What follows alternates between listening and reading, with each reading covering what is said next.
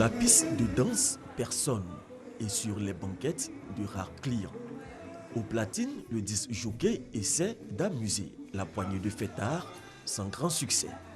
La discothèque peine à retrouver son ambiance de ses folles nuits depuis son attaque il y a quelques semaines par une bande de nouveaux types de voyous. On a tous été dépouillés, vraiment c'était quelque chose de très désagréable et très déplorable. La vidéo de cette agression a fait le tour de la toile. Une vingtaine de personnes blessées, certaines grièvement, comme Lorraine, la serveuse du bar qui a failli perdre un œil. Dès qu'il te voit, il ne cherche pas à négocier avec toi, donne-moi ce que tu as ou pas. Il commence à te macheter. Cette nuit-là, à quelques centaines de mètres plus loin, une deuxième boîte de nuit est attaquée par le même gang, toujours dans la commune de Marcory. À l'intérieur de la discothèque, nous retrouvons une victime qui a souhaité témoigner de manière anonyme, encore traumatisée par les coups de machette reçus au dos. Si elle n'a pas esquivé la machette, c'est mon visage. Je ne sais pas où ça allait prendre, mais vraiment, elle n'est pas vive. Parce que mon regard que j'ai donné, les visages que j'ai vus, ce n'étaient pas des personnes qui étaient là pour sourire. Et puis, ce n'étaient même pas des enfants. D'après les témoignages, les agresseurs ne sont pas les célèbres délinquants mineurs appelés communément microbes, mais plutôt des gangsters plus âgés qui n'ont pas hésité à s'en prendre à Ismo, attaqué malgré son imposante corpulence. Un coup de poignard à quelques centimètres du cœur, lui aussi est formel. Ces criminels-là étaient là pour tuer. Qu'elles viennent là, c'est pas pour jouer. Moi, j'ai vu ça. C'est parce qu'il était fort, et puis Dieu m'a aidé aussi, il faut dire la vérité.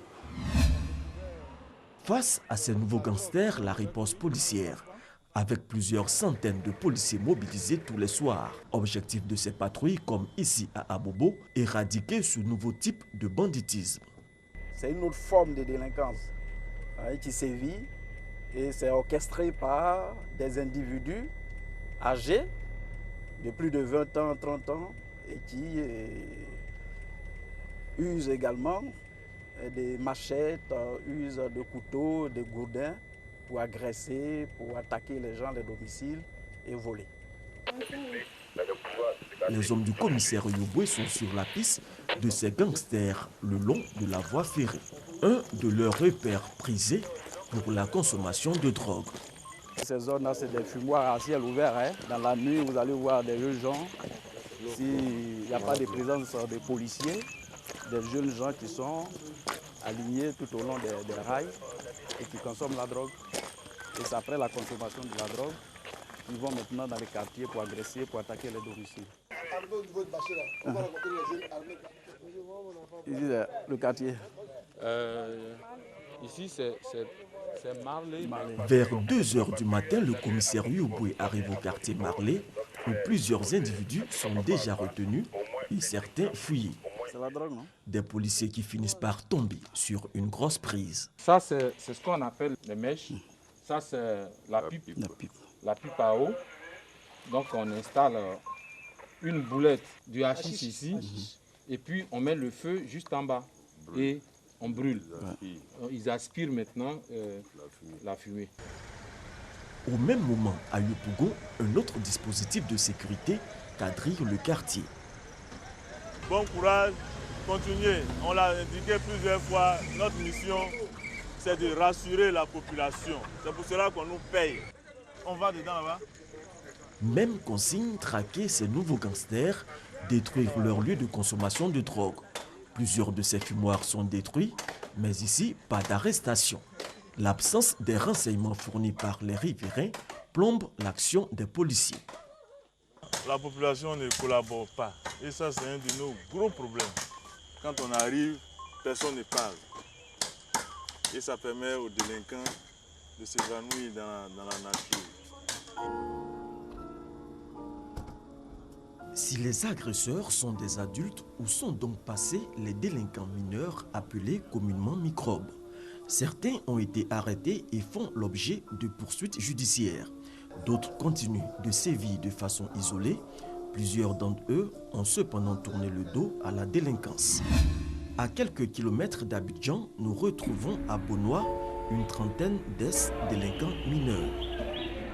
beaucoup ont changé. Ils ont leurs caprices, mais ils ne sont pas dangereux depuis qu'ils sont là. Ils ne sont pas dangereux. La preuve, pendant le carnaval, on leur a donné la permission d'aller au village Popo. Ils sont allés regarder le défilé et dans la ville, personne ne s'est plaint jusqu'à présent. C'est serré. Ensuite, il faut faire le calage de l'allumeur. Après une prise en charge psychosociale, ils sont formés à la mécanique et à la couture. 65 cm pour la taille, pour le bassin, 95 cm, ça va. Après ici, est-ce que tu penses que tu vas changer? Oui, par la grâce de Dieu. Je vais changer par la grâce de Dieu. C'est des enfants qui sont beaucoup turbulents, qui ne suivent pas trop les cours. Et la plupart d'eux, c'est la langue maternelle, ils parlent en classe. Donc ça nous a fatigués les débuts. Mais après, on s'est adapté et ça va. Vous pensez qu'il y a de l'espoir? Oui, il y a toujours de l'espoir. Quand on veut, on peut. De l'espoir à Bonois pour les ex-délinquants mineurs. Pendant ce temps, à Abidjan, la traque des nouveaux gangsters se poursuit.